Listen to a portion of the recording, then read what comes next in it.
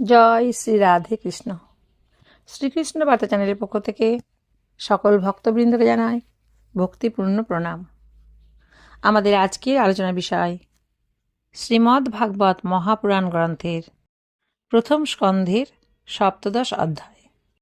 মহারাজ পরীক্ষিত কর্তৃক কলিযুগের দমন। সুত বলছেন, হে শৌনক, সেখানে গিয়ে রাজা পরীক্ষিত দেখলেন যে একজন রাজবেশধারী শূদ্র লাঠি হাতে নিয়ে এক গোমিথুনকে এমন প্রহার করছে যেন সেই গোমিথুনের কোনো রক্ষক নেই। মৃণালের মতো শুভ্রবরণ সেই বৃষটি এক পায়ে দাঁড়িয়ে দাঁড়িয়ে কাঁপছে, আর সেই শূদ্রের প্রহারে পীড়িত ও ভীত হয়ে মূত্র ত্যাগ করছে। ওই ধেনু যজ্ঞাদি কার্যের জন্য ঘৃতাদি প্রদানকারী হয়েও শূদ্রের পদাঘাতে অত্যন্ত কাতরা হয়ে রয়েছে। একে তো গাভীটি ক্ষীণ দেহা, উপরন্তু বাছুরটিও তার কাছে ছিল না। সে ক্ষুধার্ত ছিল, আর তার চোখ দিয়ে অশ্রুর ধারা প্রবাহ নির্গত হচ্ছিল।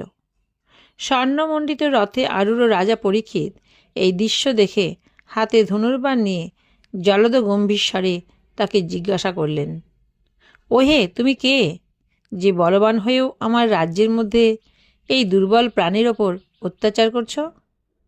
তোমায় নটের মতো সজ্জিত বেশভূষায় তো রাজার মতো দেখাচ্ছে, কিন্তু ব্যবহার দেখে তো তোমাকে শূদ্র বলে মনে হচ্ছে। আমার পিতামহ অর্জুনের সাথে ভগবান শ্রীকৃষ্ণ পরম ধামে প্রয়াণ করেছেন বলে তুমি নির্ভয়ে নির্জন স্থানে নিরাপরাধকে প্রহার করার অপরাধে অপরাধী। অতএব তুমি আমার বদ্ধ।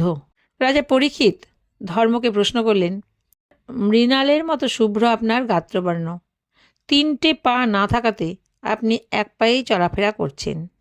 এই দেখে আমার বড় কষ্ট হচ্ছে। আপনি কি বৃষরূপে কোনো দেবতা? বর্তমানে এই ভূমণ্ডল কুরুবংশীয় নরপতিগণের বাহুদণ্ড প্রতাপে সুরক্ষিত রয়েছে। এই পৃথিবীতে আপনি ছাড়া অন্য আর কারুর শোকজনিত অশ্রুপাত আমি দেখিনি। হে সুরভিনন্দন, আর দুঃখ করবেন না। এই শূদ্রকে দেখে কিছুমাত্র ভয় করবেন না। হে গোমাতা, আমি দুষ্টের দণ্ডদাতা। অশ্রুপাত করবেন না, আপনার মঙ্গল হোক। হে দেবী, যে রাজার রাজ্যে নিরাপরাধ প্রজাবৃন্দ দুষ্টের দ্বারা প্রপীড়িত হয়, সেই অযোগ্য রাজার কীর্তি, আয়ু, ঐশ্বর্য এবং পরলোক বিনষ্ট হয়। দুঃখিত প্রজাদের কষ্ট মোচন করাই রাজার শ্রেষ্ঠ ধর্ম। এই শূদ্রাধাম মহাদুর্বৃত্ত ও প্রাণী পীড়ক। অতএব আমি এখনই একে বধ করব। হে সুরভিনন্দন, আপনি তো চতুষ্পদ প্রাণী, আপনার অন্য তিনটি পা কে ছেদন করল? শ্রীকৃষ্ণ চরণ সেবাপরায়ণ রাজাদের রাজ্যে কেউই যেন আপনার মতো দুঃখ না পায়। হে বৃষভ, আপনার মঙ্গল হোক। আপনার মতো নিরাপরাধ সাধু ব্যক্তির অঙ্গ ছেদ করে কোন পাষণ্ড পাণ্ডবদের কীর্তি নষ্ট করেছে তা আপনি আমাকে বলুন। নির্দোষ প্রাণীকে যে দুঃখ দেয়, সে যেখানেই থাকুন না কেন আমাকে সে ভয় পাবেই। দুষ্টকে দমন করলে শিষ্টের কল্যাণই সাধিত হয়ে থাকে। যেই স্বেচ্ছাচারী ব্যক্তি নিরাপরাধ প্রাণীদের দুঃখ দেয়, সে সাক্ষাৎ দেবতা হলেও আমি তার বাহু সমূলে ছেদন করব। আপৎকাল না হলে শাস্ত্রমর্যাদা উল্লঙ্ঘনকারীদের শাস্ত্রবিহিত দণ্ড দিয়ে স্বধর্মে স্থিত প্রজাদের প্রতিপালনই রাজার শ্রেষ্ঠ ধর্ম। কেউ কেউ স্বভাবকে সুখ দুঃখ প্রদাতা বলেন, আবার কেউ কেউ পরমাত্মাকেই জীবাত্মার সুখ দুঃখ প্রদাতা বলে থাকেন। কেউ আবার এরকম মতো দেন যে দুঃখের কারণ তর্কের দ্বারা জানা যায় না, বাণীর দ্বারা তাকে ব্যক্ত করাও যায় না। হে রাজর্ষি, এই সব মতের মধ্যে কোনটা ঠিক সেটা আপনার বুদ্ধি দিয়েই বিচার করে দেখুন। সুত বললেন, হে মুনিশ্রেষ্ঠ শৌনক, ধর্মের এই কথা শুনে সম্রাট পরীক্ষিত খুবই সন্তুষ্ট হলেন। তার আক্ষেপ দূর হল। তিনি শান্তচিত্তে বৃষরূপী ধর্মকে বললেন। পরীক্ষিত বললেন, হে ধর্মজ্ঞ বৃষভদেব, আপনি ধর্মের উপদেশ করছেন। আপনি নিশ্চয়ই বৃষভের রূপধারী সাক্ষাৎ ধর্ম।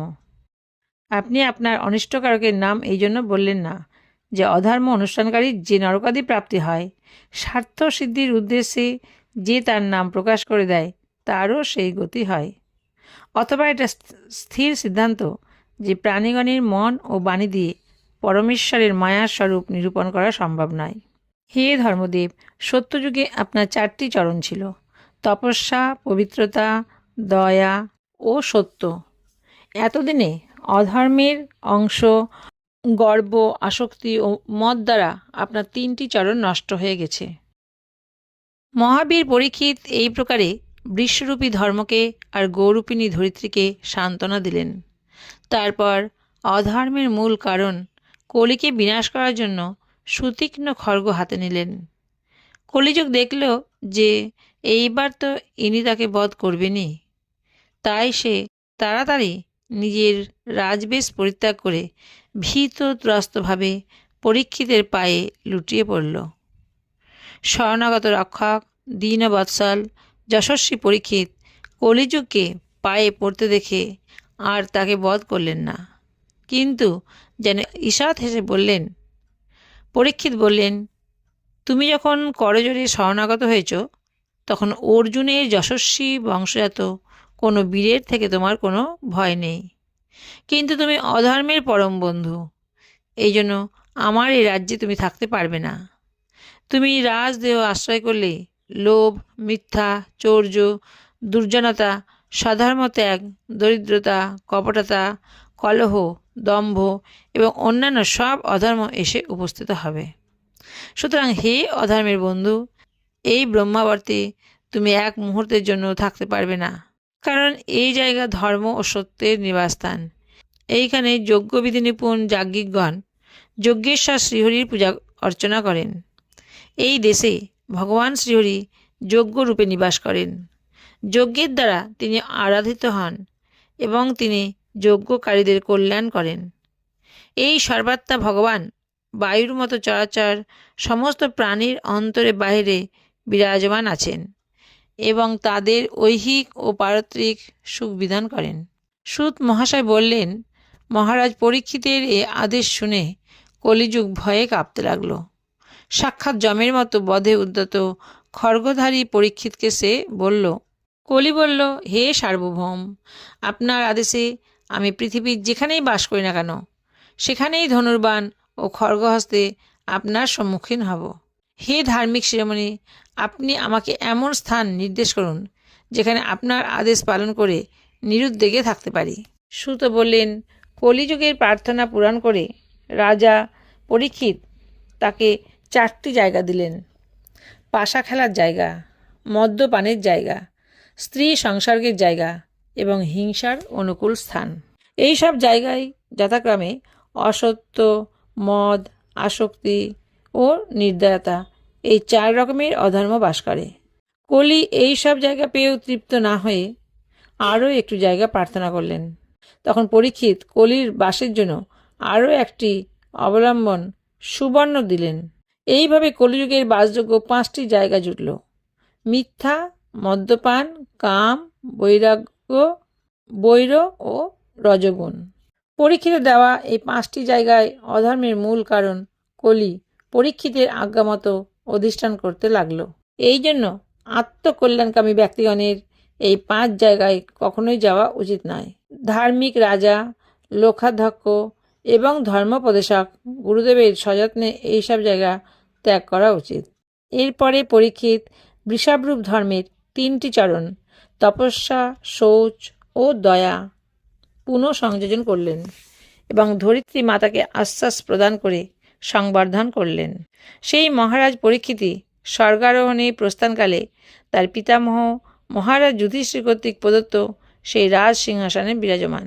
সেই পরম যশস্বী সৌভাগ্যভাজন চক্রবর্তী সম্রাট রাজর্ষি পরীক্ষিত বর্তমানে হস্তিনাপুরে কুরুকুল ঐশ্বর্যে দীপ্যমান। অভিমন্যু নন্দন রাজা পরীক্ষিত আসলে এতই প্রভাবশালী যে তার শাসনকালে আপনারা এই দীর্ঘকালব্যাপী যজ্ঞে দীক্ষিত হতে পেরেছেন। এতক্ষণ আমি শ্রীমদ্ভাগবত মহাপুরাণ গ্রন্থের 1ম স্কন্ধের 17 অধ্যায় কলির নিগ্রহে মহারাজ পরীক্ষিত কর্তৃক কলিযুগ দমন অধ্যায়টি বাংলায় পাঠ করলাম। এই ভিডিওটি যদি আপনাদের ভালো লাগে তাহলে অবশ্যই একটি সাবস্ক্রাইব করে দেবেন আপনারা সবাই ভালো থাকবেন, সুস্থ থাকবেন। রাধে রাধে।